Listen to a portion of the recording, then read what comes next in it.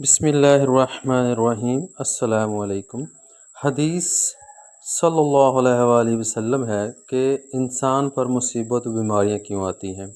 حضرت سیدنا ابو سعید خدری رضی اللہ تعالی عنہ بیان کرتے ہیں کہ رسول کریم صلی اللہ علیہ وآلہ وسلم نے ارشاد فرمایا، حضرت موسیٰ علیہ السلام نے کہا، اے میرے رب، تو اپنے مومن بندے کو دنیا میں غربت زدہ اور تنگ حال بنا دیتا ہے۔ اتنے میں حضرت موسیٰ علیہ السلام کے لیے جنت کا دروازہ کھول دیا گیا اور اس کی طرف دیکھنے لگے۔ پھر اللہ تعالیٰ نے کہا، اے موسیٰ، یہ جنت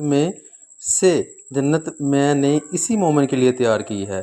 پھر حضرت موسیٰ علیہ السلام نے کہا، اے میرے رب، تیری عزت کی قسم، تیرے جلال کی قسم، اگر اس مومن کے دونوں ہاتھ اور پاؤں کٹے ہوئے ہوں اور پھر اس کو اس کے یوم ولادت سے روز قیامت تک چہرے کے بل گھسیٹے جاتا رہے اور لیکن اس کا انجام جنت ہو، تو وہ یوں سمجھے گا کہ اس نے کبھی کوئی تنگی نہیں دیکھی۔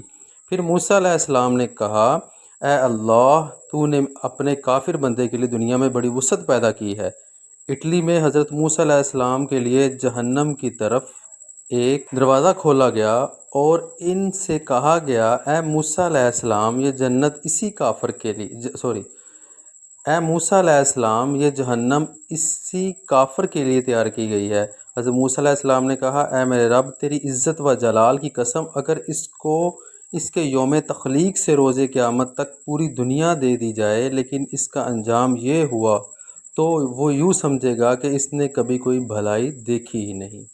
حضرت عامر رضی اللہ تعالیٰ عنہ بیان کرتے ہیں کہ رسول کریم صلی اللہ علیہ وآلہ وسلم نے فرمایا، امراض اور ان کے ثواب کا ذکر کیا تو فرمایا، جب مومن کو کوئی بیماری لاحق ہوتی ہے تو پھر اللہ تعالیٰ سے عافیت اور صحت عطا فرما دیتا ہے، تو وہ مومن سابقہ گناہوں کا کفارہ ہے، تو وہ موت سابقہ گناہوں کا کفارہ ہے اور مستقبل کے بارے میں واعظ و نصیحت بن جاتی ہے۔ اور جب منافق بیمار ہوتا ہے تو اسے عافیت عطا کر دی ہے، تو وہ اس اونٹ کی طرح ہوتا ہے جس سے اس کے گھر والوں سے نے باندھ رکھا ہو اور پھر انہوں نے اسے چھوڑ دیا۔ اسے پتہ نہیں ہوتا کہ انہوں نے اسے کیوں باندھا تھا اور کیوں چھوڑا تھا۔ کسی شخص نے عرض کیا، اللہ کے رسول کریم صلی اللہ علیہ وسلم، بیماریاں کیا ہوتی ہیں؟ اللہ کی قسم، میں تو کبھی بیمار نہیں ہوا۔ آپ صلی اللہ علیہ وسلم نے فرمایا، ہمارے پاس سے چلے جاؤ، تم ہم میں سے نہیں۔ نبی کریم صلی اللہ علیہ وآلہ وسلم نے فرمایا، اللہ تعالیٰ اس شخص کے چہرے کو تازہ رکھے جس نے مجھ سے کوئی حدیث سنی اور پھر جیسے سنی اور ویسے ہی سے آگے پہنچا دے۔ اللہ تعالیٰ اپنے بندوں کا مصیبتوں اور آزمائشوں سے امتحان لیتا ہے، جیسے کہ فرمان الہی ہے، یعنی کہ ارشاد باری تعالیٰ ہے۔ ترجمہ، ہم باطریق امتحان تم میں سے ہر ایک کو برائی و بلائی میں مبتلا کرتے ہیں اور تم سب ہماری ہی طرف لوٹائے جاؤ گے۔ سورۃ الانبیاء۔ جو کوئی اس امتحان میں کامیاب ہوگا، جنت اس کا انعام ہوگی۔ اللہ تعالیٰ فرماتا ہے، ترجمہ، کیا تم یہ سمجھ بیٹھے ہو کہ جنت میں چلے جاؤ گے؟ حالانکہ اب تک اللہ تعالیٰ نے یہ ظاہر نہیں کیا کہ تم میں سے جہاد کرنے والے کون ہیں اور صبر کرنے والے کون ہیں۔ سورہ آل عمران۔ یہ تو مسلمان کے ایمان کا جز اور حصہ ہے کہ وہ یقین رکھے کہ ہر چیز جو اللہ تعالیٰ اپنے بندے کے لیے منتخب کرتا ہے، برائی یا بھلائی، خوشی یا غم، سب بندے کے فائدے کے لیے ہی ہیں۔ اللہ کے نبی صلی اللہ علیہ وآلہ وسلم نے فرمایا ہے، مومن کا معاملہ بھی تعجب انگیز ہے کہ اللہ تعالیٰ مومن کے حق میں کوئی فیصلہ نہیں فرماتا مگر اس کی بھلائی کے لیے، اور یہ اعزاز سوائے مومن کے کسی اور کو حاصل نہیں۔ اس حکمت الہی کو پوری طرح سمجھنا کہ ان ساری مصیبتوں کے پیچھے کیا راز ہے، یہ انسان کی طاقت سے باہر ہے، کیونکہ ہمارا علم فقط ظاہری معاملات کی حد تک محدود ہے۔ صرف اللہ ہی کو علم ہے کہ آخر میں حالات کیسے بدلیں گے اور بندے کو اس سے کیسے فائدہ پہنچے گا۔ پس مصیبتیں جو بظاہر بری لگتی ہیں، ہو سکتا ہے کہ آگے چل کر بہت فائدہ مند ہوں۔ قرآن کریم میں اللہ تعالیٰ فرماتا ہے، اللہ تعالیٰ نے ہر انسان کے حق میں اتنی ہی مصیبتیں اور مشکلات لکھی ہیں جتنی اس کی استطاعت اور ایمانی قوت ہے۔ یہ ناانصافی ہوتی اگر ہر کسی کو ایک ہی جیسی مصیبت سے آزمایا جاتا اور ناکامیابی پر اسی طرح سزا دی جاتی، کیونکہ کچھ لوگ دوسروں کی نسبت زیادہ صبر کی استطاعت رکھتے ہیں۔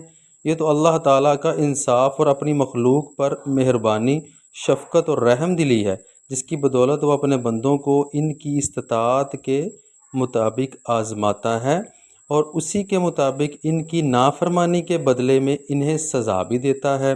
قرآن کریم میں بار بار اس بات کا تذکرہ کیا گیا ہے، چنانچہ ارشاد الہی ہے۔ ترجمہ: اللہ تعالیٰ کسی جان کو اس کی طاقت سے زیادہ تکلیف نہیں دیتا۔ جو نیکی وہ کرے وہ اس کے لیے، اور جو برائی وہ کرے اس کا وبال بھی اس پر ہے۔ سورۃ البقرہ۔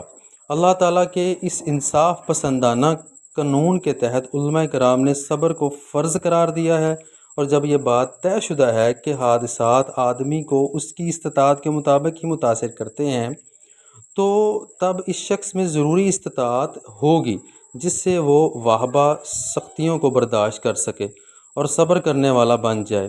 اس کے بعد اس پر حرام ہے کہ وہ بے صبری کا مظاہرہ کرے یا انتہائی جوش و غصہ کا مظاہرہ کرے، یا ایسی کوئی حرکت کرے یا بات کہے جس سے اللہ تعالیٰ کے فیصلے پر ناپسندیدگی ظاہر ہو رہی ہو، جیسا کہ لمبی دردناک چیخ و پکار، کپڑوں کو پھاڑنا، گال پیٹنا وغیرہ۔ جزا کے دن بندے سے اس کی ہر اس حرکت پر پوچھ گچھ ہوگی جس سے منع کیا گیا تھا اور اس سے بچنے کے لیے کہا گیا تھا۔ اس دنیا کی مصیبتیں یا اذیتیں جھیلنا آخرت کے سخت عذاب کے مقابلے میں بہت ہی کم اور غیر اہم ہیں۔ مزید برآں جب انسان مر جاتا ہے تو اس دنیا کی اذیتیں ختم ہو جاتی ہیں، مگر آخرت کی سزا دائمی ہے۔ تاہم اللہ تعالیٰ جو انتہائی مہربان ہے، سارے گناہ معاف فرما دیتا ہے، اور وہ قرآن کریم میں فرماتا ہے۔ ترجمہ: تمہیں جو کچھ مصیبتیں پہنچتی ہیں وہ تمہارے اپنے ہاتھوں کے کرتوت کا بدلہ ہیں، اور وہ تو بہت سی باتوں سے درگزر فرما لیتا ہے۔ سورۃ الشعراء۔ مصیبتیں مومن میں اطاعت و انکساری پیدا کرتی ہیں۔ مثال کے طور پر جب مومن بندہ بیمار ہو جاتا ہے، وہ اپنی کمزوری اور اللہ کی طرف اپنی ضرورت کو محسوس کرتا ہے اور اس سے اپنی صحت کی دعا کرتا ہے، اور جب اللہ اسے صحت عطا کرتا ہے تو وہ اس کے لیے آسانی پیدا کرنے پر اللہ کا شکریہ ادا کرتا ہے، اور ساتھ ہی وہ زیادہ سے زیادہ اس کی عبادت گزاری کرنے لگتا ہے۔ اگر وہ ہمیشہ کے لیے صحت مند رہتا تو ہو سکتا ہے کہ وہ مغرور ہو جاتا، اسی طرح اگر وہ ہمیشہ بیمار رہتا تو ہو سکتا تھا کہ اسے اللہ تعالیٰ کی عبادت کرنے کا موقع ہی نہ ملتا اور نہ ہی وہ اس کا شکر گزار بندہ بنتا۔ اللہ تعالیٰ سے دعا ہے کہ ہمیں ہر مصیبت پر صبر و استقامت کے ساتھ اللہ تعالیٰ کی طرف رجوع کرنے کی توفیق عطا فرمائے۔ جزاک اللہ خیرہ۔